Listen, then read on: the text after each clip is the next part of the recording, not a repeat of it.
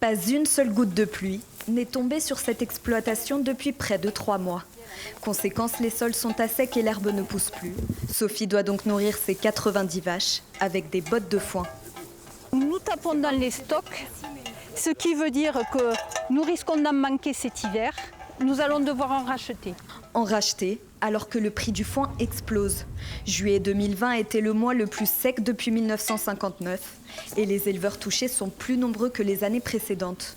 Sophie doit donc se débrouiller alors que chacune de ses vaches a besoin de 60 litres d'eau par jour.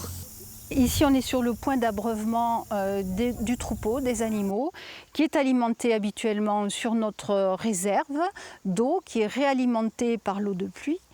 Donc la sécheresse a mis à sec notre réserve. Du coup, on se branche sur le réseau pour quand même assurer l'alimentation en eau des animaux, d'où un coût économique supplémentaire. En tout, Sophie va devoir dépenser 15 000 € pour compenser les pertes.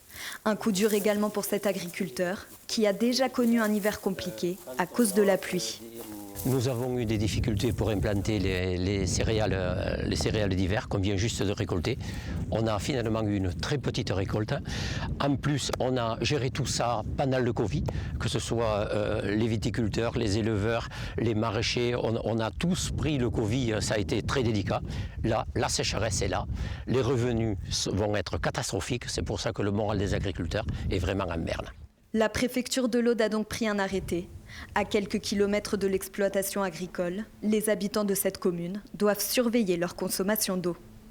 Ils doivent utiliser l'eau entre 20h et 8h et restreindre tout ce qui est remplissage de piscines, arrosage des plantes. Lavage de voitures, ils peuvent être faits, mais chez les professionnels. Des restrictions imposées jusqu'en octobre. Quant aux agriculteurs, ils attendent la pluie avec impatience. Elle devrait enfin tomber mercredi prochain, à l'ouest du département.